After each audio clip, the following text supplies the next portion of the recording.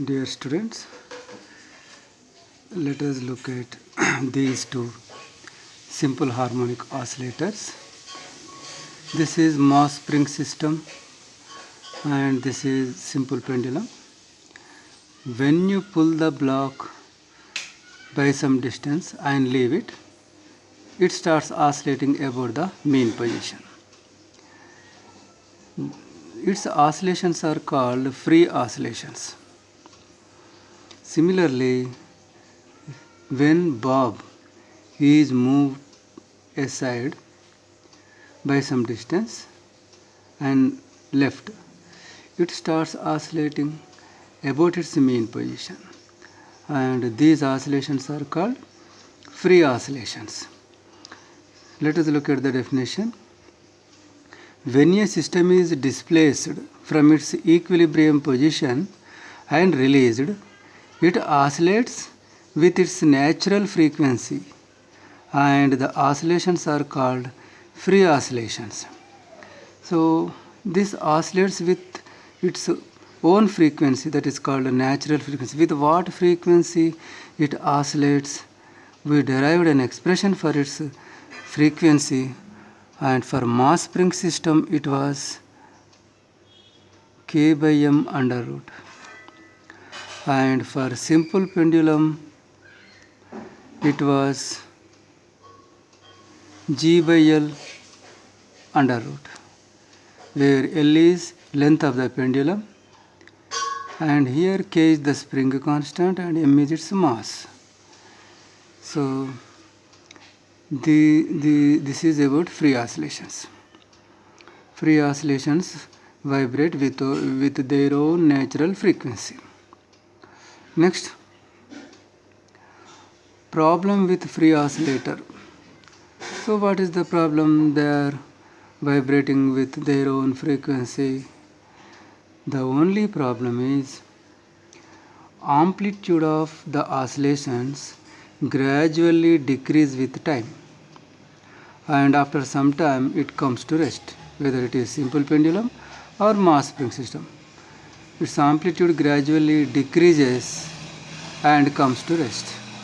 It means the oscillations are damped.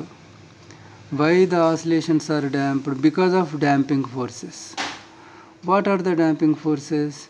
See, they are oscillating in the air medium, and while oscillating, air offers resistance to the movement of the bodies. Therefore, because of friction between air and the bob and air and the block, so the amplitude gets decreased gradually, and after some time they come to rest. And these are damped oscillators. And now we are worried about the damping in an oscillator. We can take an example. In our houses, a child is put to sleep by putting her in a swing. We just apply 2 or 3 pushes to the swing. It nicely starts oscillating. But if you leave the swing, see, it is also just like a simple pendulum, a free oscillator. See, its oscillations amplitude gradually decreases with time, and after some time it comes to rest. Then the child may wake up. That's why what we do, we stand or sit beside the swing, and each time the swing comes to you, you apply some force, you apply some pushing force. The force need not be large, just a small amount of pushing force is enough. But how you are applying the force, you observe. Each time it comes to you, you are applying the force. See, when you apply force, it is moving away from you, and afterwards it is coming to you. It is reaching its original place, but it means it is completing one oscillation. moving away from you and coming back. This makes one oscillation. Time taken to complete one oscillation is called its time period. So you are applying the pushing force after completion of one time period. That is, you are applying force at regular intervals. That is, the pushing force you applied is a periodic force because it is applied periodically. It is applied at regular intervals. So, by applying a periodic force, the damping can be overcome. The swing can move with its oscillations can be maintained. Its oscillations can be maintained. Similar to this, we can take another example, but that example is not on oscillations. See, you are driving a vehicle on a national highway which is smooth and in a straight line, and you are traveling with a speed of say 60 kmph. Now, if you stop the engine, according to Newton's first law, it should travel with the same speed in the same direction. But it is not occurring. Gradually, its speed decreases with time, and after some time, its speed becomes zero. Why? The reason is, there is friction between tires and road. Because of the frictional force, its speed is getting decreasing.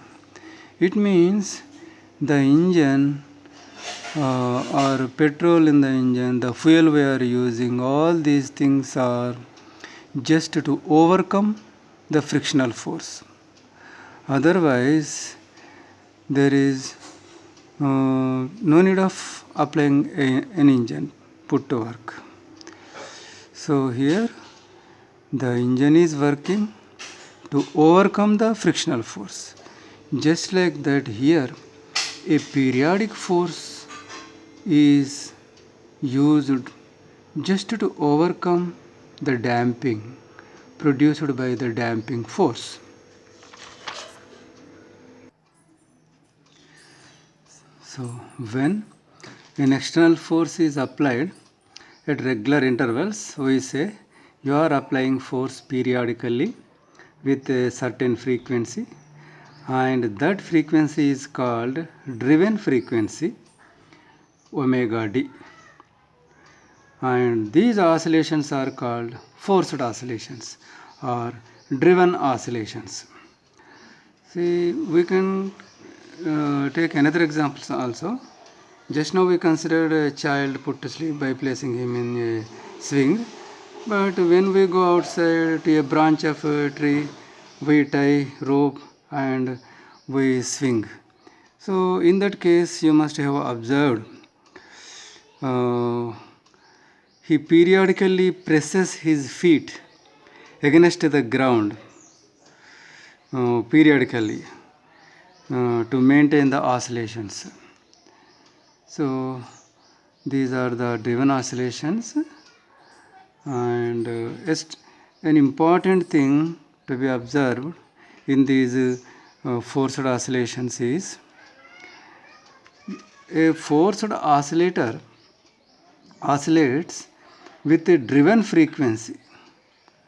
With what frequency you are applying the force, with that frequency only it oscillates. It doesn't oscillate with its natural frequency. That is an important thing to be noted here. A forced oscillator oscillates with frequency of the external force, and it doesn't oscillate with its natural frequency. Now let us derive differential equation of motion for a forced oscillator. Previously, we derived such a differential equation of motion for undamped oscillator as well as damped oscillator. In case of undamped oscillator, we considered a single force, and actually only one force was considered there, the restoring force. Restoring force was proportional to displacement and oppositely directed, and this according to Newton's second law. And A means d square x by dt square, this brought to left hand side, m divided the equation by m. In this way you got the differential equation. Here k by m is omega square, or omega is equal to root k by m. This was its natural frequency. The oscillator vibrates with this much frequency.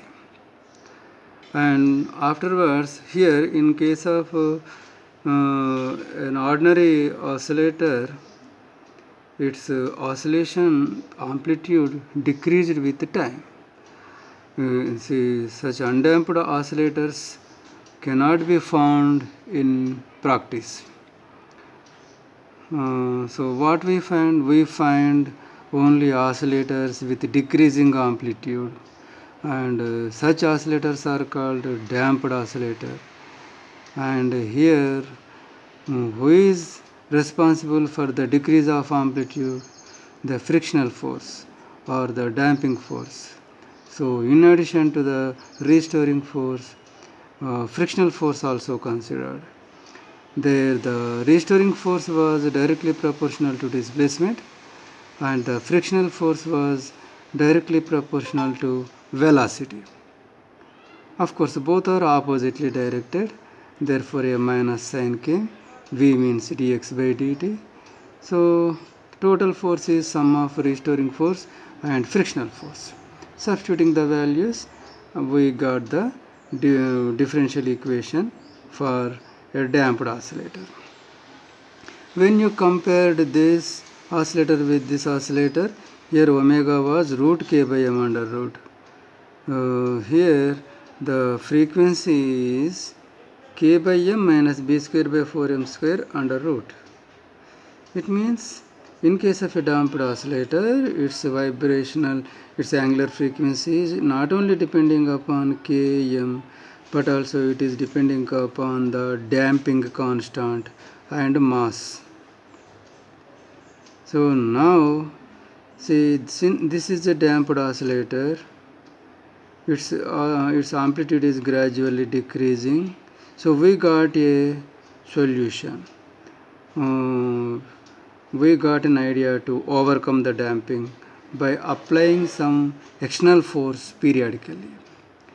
If you apply some external force periodically, then the damping is checked, the oscillations are maintained, and such oscillator is called forced oscillator or driven oscillator.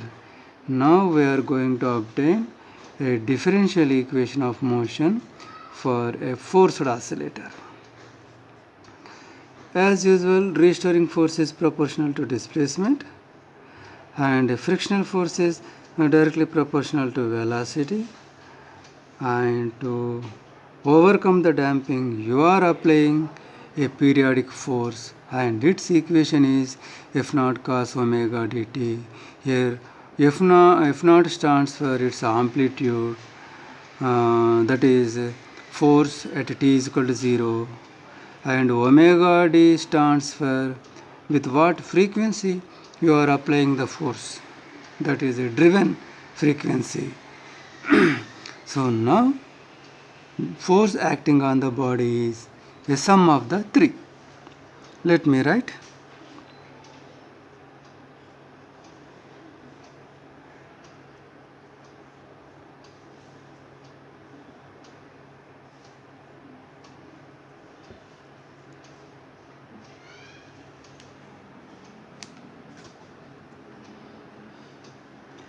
According to Newton's second law, F is equal to ma.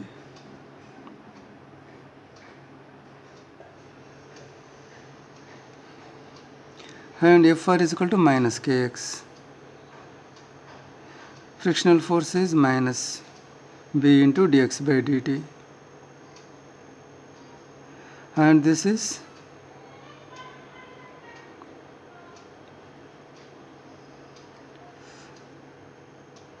here acceleration means d square x by dt square, and let us bring this to left hand side.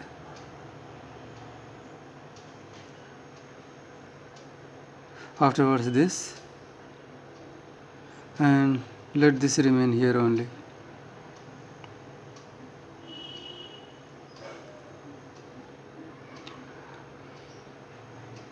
So this is the differential equation of motion for a forced oscillator.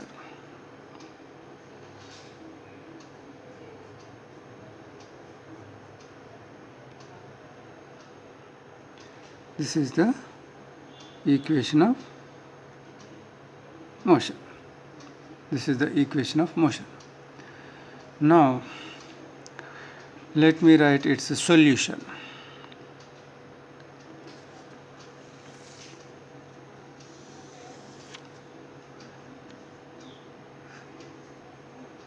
Solution of the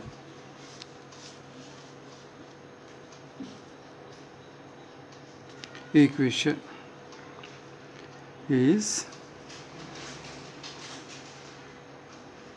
x of t is equal to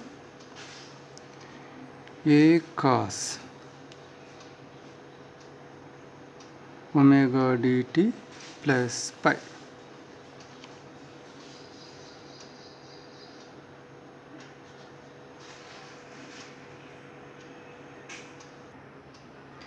For undamped oscillator, its differential equation was d square x by dt square k by m into x, and its solution was xt is equal to a cos omega t plus pi, where omega is given by k by m under root. And see here, its amplitude is constant, it is not depending upon time. Here when you come to the damped oscillator, here this is the differential equation of motion, and its solution is a into e power minus bt by 2m cos omega dash t plus pi. Now you compare this with this. Here amplitude is constant with time, but here this amplitude is depending upon time. Since here minus power you are having, here the amplitude decreases with time. And let us compare the frequency. Here the frequency is k by m under root, and here the frequency in case of damped oscillator, the frequency is k by m minus b square by 4m square under root. It means here frequency is depending upon the damping constant.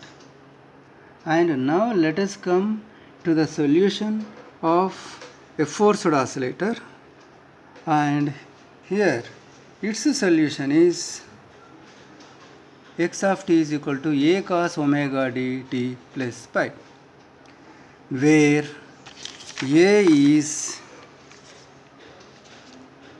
say, its solution. Let me write here. Now we are considering a forced oscillator. Its solution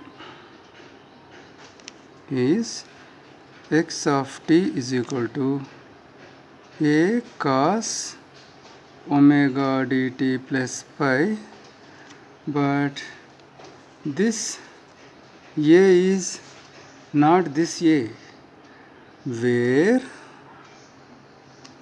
a is equal to f naught by m square omega square minus omega d square whole square plus omega d square b square. This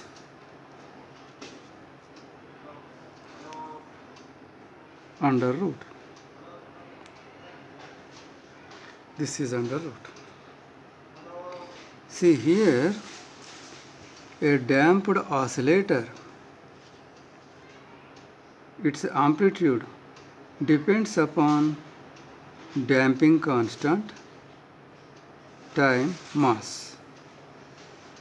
So here, see, this is depending upon natural frequency, driven frequency, and damping constant, and the amplitude of force of external agents, that is amplitude of external force. So now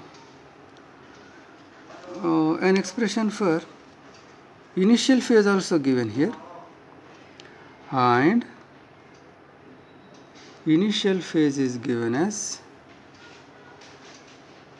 tan inverse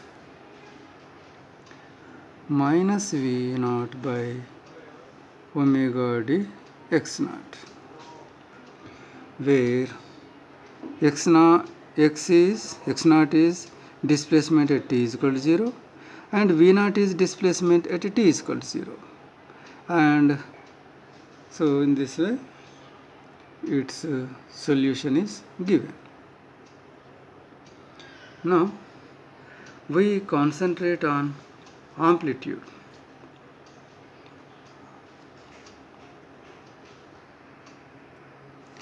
You know very well, in a damped oscillator, amplitude of the oscillations is decreasing with time, so that is called damping. So to overcome the damping, we are applying some external force, and that external force is applied periodically, and now the oscillations we get are called forced oscillations or driven oscillations. Okay, now what is the position of amplitude? See, now you are applying external force periodically. So under the action of external periodic force, how the amplitude is maintained, how the on what factors the amplitude is depending. Let us consider these in detail. For that purpose, we choose two options. One is a case in which the driven frequency is far from natural frequency of the oscillator, and we consider another case where the driven frequency is closer to its natural frequency.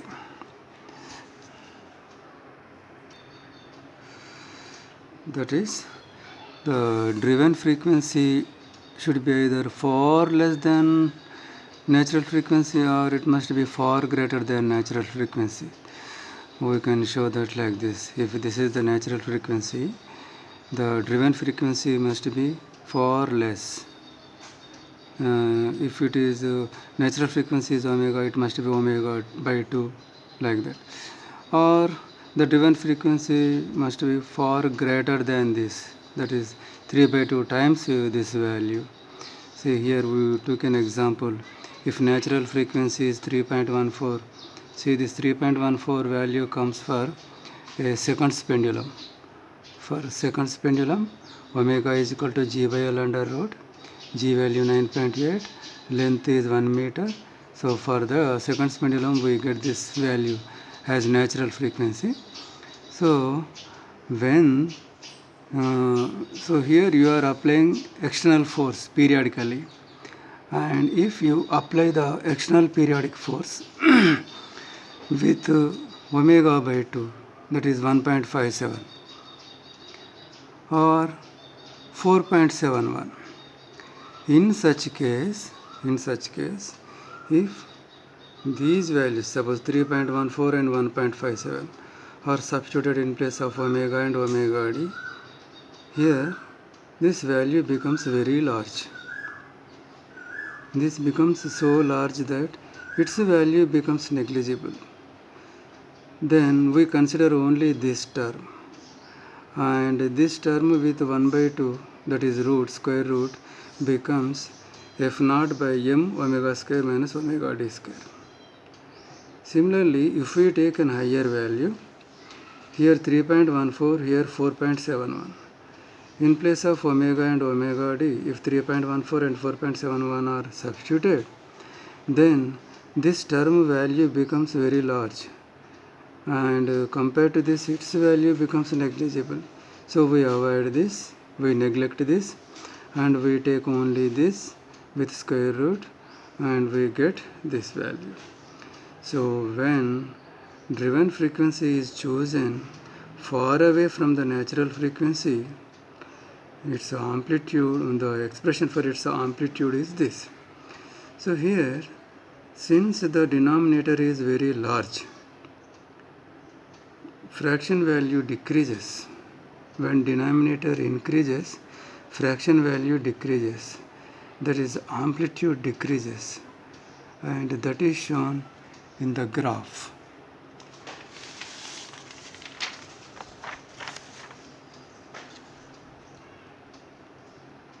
See here, for omega d is equal to omega by 2, see the value of amplitude is small. And here, driven frequency value 3 by 2 times natural frequency. So only this much. See here, we have drawn 3 curves for different values of b. First, let us consider for a certain value of b. This curve let us consider. See here, the amplitude is only this much, and for this value only small amplitude. But when natural frequency, this driven frequency is equal to natural frequency, then we got large amplitude. So here, whichever curve you consider, when you choose driven frequency far from natural frequency, the amplitude is small. The amplitudes are small. Now let us go for the next option, and that is driven frequency closer to the natural frequency, like this. See, if this is natural frequency, you are taking driven frequency 0.9 times omega or 1.1 times omega. In both cases, this omega dB value, see, previously omega d value was negligible, but this time omega dB value becomes appreciable and this value becomes negligible. Therefore, we neglect this term and we consider this term with square root. Then we get expression for amplitude as f naught by omega dB.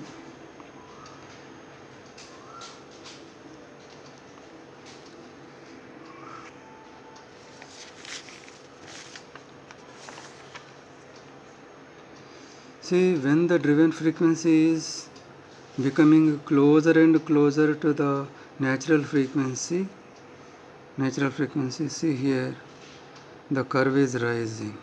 That is amplitude. If you consider this curve, see, as you are moving closer to the natural frequency, the amplitude is increasing. The amplitude is increasing. From this side also. When you are far away from the natural frequency, the amplitude was less. Amplitude means here height. See, and as you are approaching the natural frequency, when you are becoming closer to the natural frequency, the amplitude is increasing. And when driven frequency is equal to the natural frequency, then the amplitude is maximum. The amplitude is maximum. And here, the amplitude is not only a function of natural frequency, it is also a function of damping factor. Here b is equal to 0, here b is equal to some other value, suppose b is equal to 1, here b is equal to 2, like this. See, if b value is decreasing, then also amplitude is increasing. See, for B is equal to D, the maximum amplitude permissible is only up to this much. For B is equal to 1, the maximum amplitude is up to here. And when B is equal to 0, the maximum amplitude is very much large. Very much large. From the graph you have observed that when the driven frequency of the applied force approaches the natural frequency, as it is approaching the natural frequency, the amplitude is rising and reaching a peak value, large value. So the phenomena of increase in amplitude when driven frequency is close to the natural frequency of the oscillator is called resonance. And we have several examples of resonance. Well, let us consider one example, and that is when a train is moving over a bridge, we observe air under the bridge makes a large noise, and that is because air under the bridge, it has certain its own natural frequency, and the frequency produced by the train, if these two are closer to each other, then resonance occurs and it makes large sound. When amplitude increases, the intensity of sound also increases. The intensity of sound is directly proportional to square of the amplitude. When amplitude increases, the intensity also increases and we hear big noise. And here from your lower classes also we have learned another example. Soldiers, when they are crossing a bridge, they are asked to step down because when they are doing march fast. See, this is because if the frequency created by them matches with the frequency of the bridge, then the bridge may vibrate with a large amplitude so that there is a danger of its collapse. Therefore, they are asked to go out of step while crossing a bridge. Similarly, earthquake, we can take an example of earthquake also. When earthquake occurs in a region, it causes a lot of damage to buildings there. But an interesting thing noted was all buildings in the area were not affected by the earthquake. Only certain buildings undergone a large damage. Why means those buildings whose natural frequency is close to the frequency of earthquakes. We say the earthquake is carried by the seismic waves, and when the natural frequency of a building is close to the frequency of the seismic waves, then the building vibrates with large amplitude and it undergoes large damage. Natural frequency of a building depends on its height and nature of building materials. Now, let us consider an example, actually an activity that can be performed in a lab, and we can see directly the resonance phenomena.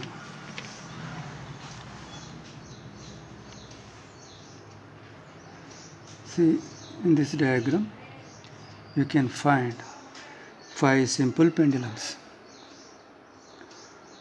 All the simple pendulums are from common support and they are having different lengths.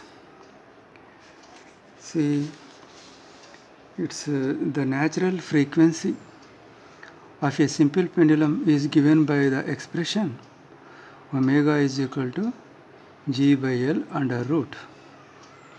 G by L under root. At a place G value is a constant. Therefore, its natural frequency just depends on length of the simple pendulum. See here, if you see the first pendulum and fourth pendulum, they are having same lengths. Therefore, they will have same frequency. And the other three pendulums, see, second and third and fifth, they are having different lengths, so they will have different frequencies. So now see what activity we do here. Here you move the pendulum one aside and leave it, so it will vibrate with its own natural frequency. So after some time, so within seconds, the other pendulums too starts moving around about their mean position, but the second, third and fifth pendulums oscillate about their mean position with less amplitude, whereas the fourth pendulum oscillates with large amplitude. Why means, see its frequency is called as driven frequency and its frequency is called as natural frequency. See, driven frequency is equal to natural frequency. Both are having same frequency. Therefore, this will oscillate with large amplitude and this is called resonance. See here what is interesting, you just move this pendulum and this pendulum moves with large amplitude itself. So this is called resonance.